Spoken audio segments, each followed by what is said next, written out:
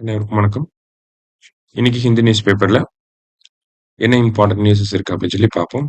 So political news தாண்டி பார்க்குறப்ப நமக்கு ரீசெண்டா நிறைய எலக்ட்ரிக் கார்ஸ் அதனுடைய பேட்டரி வெடிச்சிட்டு இருக்கு அப்படின்னு சொல்லி ஒரு சில செய்திகளை கேள்விப்பட்டிருப்போம்.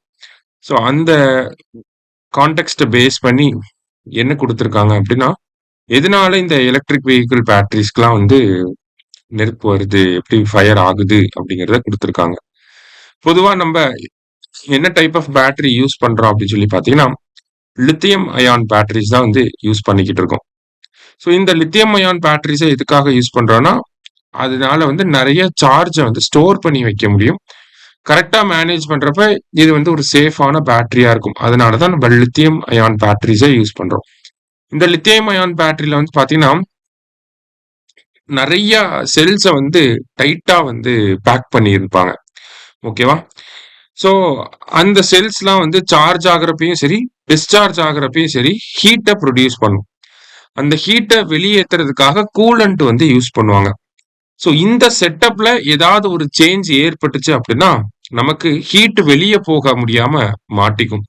அப்படி ஹீட் வெளியே போக முடியாம மாட்டிக்கிறப்ப ஓவர் ஹீட்டிங் ஆகி வெடிக்கிறது ஒரு காரணமா இருக்கு. இன்னொன்னு ஷார்ட் சர்க்கியூட்னால நமக்கு ஆக்சிஜனோட கான்டாக்ட் ஏற்பட்டு ஃபயர் ஆகிறதுக்கான வாய்ப்புகளும் இருக்கு. இந்த 2 காரணம் தான். ஸோ இதை மேனுஃபேக்சர்ஸ்லாம் என்ன பண்ணுவாங்க அப்படின்னா, இந்த செல்ஸை டைட்டா பேக் பண்ணியிருப்பாங்க. அதே மாதிரி ஹீட் ஒரு இடத்துல இருந்து இன்னொரு இடத்துல டிரான்ஸ்ஃபர் ஆகாம இருக்கிறதுக்காக அலுமினியம் ஆரல்ஸ் ரீஇன்ஃபோர்ஸ்டு ஸ்டீல் இதெல்லாம் யூஸ் பண்றாங்க. சரியா? இருந்தாலும் கார்ல எங்கேயாவது போய் நம்ம இடிக்கிறப்ப, இல்ல 2 வீலர் எலக்ட்ரிக் ஸ்கூட்டர்லாம் வச்சிருக்கீங்க அப்படின்னா, எங்கேயாவது போய் இடிக்கிறப்ப என்ன ஆகுதுன்னா, ஒரு மேஜர் இம்பாக்ட் ஆகிறப்ப அந்த அலுமினியம் மாரல்ஸ், அந்த ரீஇன்ஃபோர்ஸ்டு ஸ்டீல் பேட்டரிக்குள்ள இருக்கக்கூடிய இந்த செட்டப் பங்க்சர் ஆகிறதுக்கு வாய்ப்புகள் இருக்கு. அப்படி பங்க்சர் ஆச்சு அப்படின்னா, அதுக்கப்புறம் அது ஷார்ட் சர்க்கியூட்டா மாறி நமக்கு என்ன ஆகுது, ஃபயர் ஆயிருது அப்படிங்கறதான் சொல்லியிருக்காங்க. சரிங்களா? இன்னும் சில கேசஸ்ல என்ன ஆகும் அப்படின்னா, நமக்கு சார்ஜ் போடுறப்ப நைட்டு ஃபுல்லா சார்ஜ் போட்டு அப்படியே விட்டுறாங்க. கம்பெனி சார்ஜர் யூஸ் பண்றப்ப எந்த பிரச்சனையும் இருக்காது. ஆனா தேர்ட் பார்ட்டி சார்ஜர்ஸ் யூஸ் பண்றப்ப இந்த அந்த சார்ஜ் அந்த பேட்டரி ஹீட் ஆகிறதுக்கு வாய்ப்புகள் அதிகமா இருக்கு அப்படிங்கிறது சொல்லியிருக்காங்க. இப்போ கம்பெனி சார்ஜஸ் யூஸ் பண்றப்ப ஒரு கட்டத்துக்கு என்னன்னா 100% ஆயிருச்சு அப்படின்னா ஆட்டோமேட்டிக்கா பவர் சப்ளை கட் ஆயிரும். அந்த மாதிரி ஒரு இன்பில்ட் மெக்கானிசம் வச்சிருப்பாங்க. ஆனா தேர்ட் பார்ட்டி சார்ஜஸ்ல அந்த மாதிரியான ஒரு மெக்கானிசம் இருக்குமாங்கிறத இன்ஷூர் பண்ண முடியாது. ஸோ இதனாலையும் நமக்கு என்ன ஆகும் அப்படின்னா, பேட்டரி ஹீட் ஆகி வெடிக்கிறதுக்கான வாய்ப்புகள் இருக்கு அப்படிங்கறத சொல்றாங்க. அதை தாண்டி பாத்தீங்க அப்படின்னா, நமக்கு எக்ஸ்டர்னல் கண்டிஷன்ஸுமே ஒரு சில இம்பாக்டை ஏற்படுத்தும். இப்போ வெயில் அதிகமா இருக்கு அப்படின்னா, அந்த பேட்டரியில இருக்கக்கூடிய கூலிங் சிஸ்டம்னால என்ன பண்ண முடியாதுன்னா, அந்த ஹீட்டை வெளியே விட முடியாது. தெர்மோடைனமிக்ஸ் தான். ஓகேங்களா? ஹீட்டை எங்கேயாவது நம்ம ரிலீஸ் பண்ணாதான் கரெக்டா இருக்கும். ஓகேங்களா? அதுதான் இங்க சொல்ல வராங்க. அதே மாதிரி ஒரு எலக்ட்ரிக் வெஹிக்கிள நம்ம டைரக்டா சன்லைட்டுக்கு கீழே ரொம்ப நேரம் பார்க் பண்ணிட்டு அதுக்கப்புறமா வீட்டுக்கு உடனே நம்ம சார்ஜ் போட்டா அதுவுமே என்ன பண்ணும், ஒரு நெகட்டிவ் இம்பாக்டை ஏற்படுத்தும் அப்படிங்கறத சொல்றாங்க. அடுத்ததா பாத்தீங்கன்னா ஃபிளட்டிங்குமே அந்த எலக்ட்ரிக் வெஹிக்கிளோட பேட்டரிஸை இம்பாக்ட் பண்ணும் அப்படின்னு சொல்றாங்க. ஓகேவா? நிறைய டைம் நம்ம நியூஸ்ல பார்த்திருக்கோம். ஒரு ஃபிளட் வந்துட்டு போனதுக்கு அப்புறமா அந்த வெஹிக்கிள் எடுத்து சார்ஜ் போடுவாங்க. சார்ஜ் போட்டாங்கன்னா ஷார்ட் சர்க்கியூட் ஆகி வெடிச்சிடும். ஓகேவா? ஸோ இந்த மாதிரியான ரீசன்ஸும் இருக்கு அப்படிங்கறத சொல்றாங்க. அப்ப இண்டஸ்ட்ரி இதுக்காக என்ன சொல்யூஷன்ஸ் எடுத்துக்கிட்டு இருக்காங்க அப்படின்னு சொல்லி பாத்தீங்கன்னா, ஃபர்ஸ்ட் திங் கூலண்ட் இமீடியட்டா அந்த ஹீட் அப்சர்வ் பண்ணோடனே எவாபரேட் ஆகுற மாதிரியான ஒரு செட்டப் டெவலப் பண்ணிக்கிட்டு இருக்காங்க.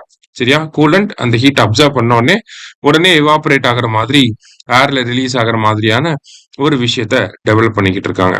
அடுத்ததா பாத்தீங்கன்னா, நமக்கு எலக்ட்ரிக் வெஹிக்கிள் பேட்டரிஸ்ல லிக்விட் எலக்ட்ரோலைட்டை யூஸ் பண்றாங்க.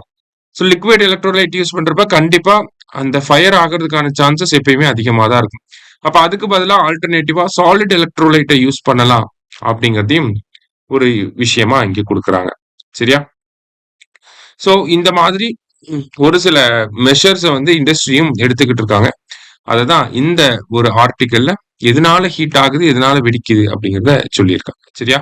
அடுத்ததா what is the supreme court say about paid maternity leave அப்படின்னு சொல்லி கொடுத்துருக்காங்க. ஸோ ஆல்ரெடி இந்த வீக்கே நம்ம இந்த ஒரு விஷயத்த 2 டைம் டிஸ்கஸ் பண்ணியிருக்கோம். அகைன் பிரீஃபா நம்ம பார்த்தோம்னா இந்தியாவை பொறுத்த வரைக்கும் மேட்டர்னிட்டி பெனிஃபிட் ஆக்ட் அப்படிங்கிறது 1961 வந்திருக்கும். அதை கோட் ஆஃப் சோஷியல் செக்யூரிட்டி 2020 படி ரீப்ளேஸ் பண்ணியிருக்கோம். ஸோ இதுல என்ன சொல்லியிருக்காங்க அப்படின்னா மேட்டர்னிட்டி லீவ் அப்படிங்கிறது ஒரு பெய்டு லீவா இருக்கணும். ஸோ ஒரு பிரெக்னன்ட் விமன் இருக்காங்க அப்படின்னா உங்களுக்கு மேட்டர்னிட்டி லீவ் அப்படிங்கிறது 26 வாரங்கள். ஓகேவா? 8 week before delivery and 18 weeks after delivery. ஓகேவா? இதுவே ஒரு குழந்தைய நீங்க தத்தெடுக்கிறீங்க அப்படின்னா அந்த குழந்தையோட வயசு 3 மாசம் தான் இருக்கணும். பிறந்து 3 மாசமான குழந்தையா இருக்கணும். அப்படி பிறந்து 3 மாசமே இருக்கக்கூடிய குழந்தைய நீங்க தத்தெடுக்கிறீங்க அப்படின்னா உங்களுக்கு 12 வாரங்கள் வந்து மேட்டர்னிட்டி லீவ் அப்படிங்கிறது வழங்கப்படும். இதுதான் லாவா இருந்துச்சு. இப்ப சுப்ரீம் கோர்ட் ஜட்ஜ்மெண்ட்ல வந்து என்ன சொல்லியிருக்காங்கன்னா ரிகார்ட்லெஸ் ஆஃப் சில்ட்ரன்ஸ் ஏஜ், ஓகேங்களா, குழந்தையோட வயசு எந்த வயசா வேணாலும் இருக்கலாம். அவங்கள அந்த குழந்தைய அடாப்ட் பண்றாங்கன்னா அடாப்ட் பண்ற மதர்ஸ்க்கு கண்டிப்பா 12 வாரம் அந்த மேட்டர்னிட்டி லீவ் அப்படிங்கிறது வழங்கிதான் ஆகணும்.